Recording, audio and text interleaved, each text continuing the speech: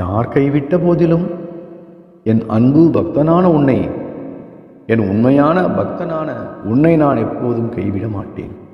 உன் கவலைகளுக்கெல்லாம் மருந்தாக நான் இருக்கிறேன். கவலையோடு நீ இருக்கும்போது நீ என்னுடன் பேசு. நான் உனக்கு நல்ல தீர்வை தருவேன். நீ எங்கு சென்றாலும் உன் உடனேதான் இருப்பேன். ஆகவே கலங்காதிரு. பிறகு நான் உன்னை விட்டு எங்கே செல்ல முடியும்? என் இருப்பிடமே உன் இதயமாகிவிட்டது. உன் இதயமே என் கோயில் ஆகிவிட்டது. நான் இருக்கும் வரை நீ கலங்கக்கூடாது. அனைத்தும் மாறப்போகிறது.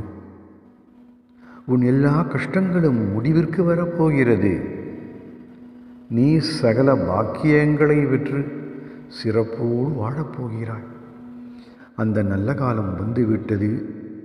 சந்தோஷமாக இரு. அச்சமயம் நீ எச்சரிக்கையுடன் இருக்க வேண்டும். கீழ்மையான எண்ணங்கள் உங்களிடம் எப்போதும் தோன்றாமல் பார்த்து கொள்ள வேண்டும். அந்த நேரத்தில் உங்கள் மனதில் பயம் அகன்று போகும்படி செய்வேன்.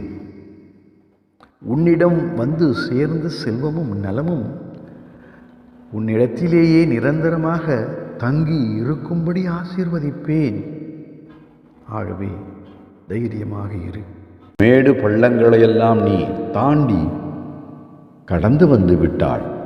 விரைவில் நீ எல்லா இன்பங்களையும் பெறுவாய். சுகமாக வாழ்வாய். அனைவரும் உன்னை, உன் வளர்ச்சியை கண்டு வியக்கப் போகின்றார்கள். நம்பிக்கையோடு இரு. எப்போதும் நான் உன்னை கைவிட மாட்டேன். உனக்கு மன நிம்மதியையும் மகிழ்ச்சியையும் நான் தருவேன்.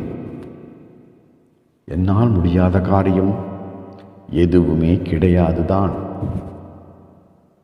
யார் உண்மையாக என்னை நம்பி உண்மையான பக்தியோடு வேண்டுகின்றார்களோ அவர்களுக்கு கஷ்டம் எப்போதும் இல்லை.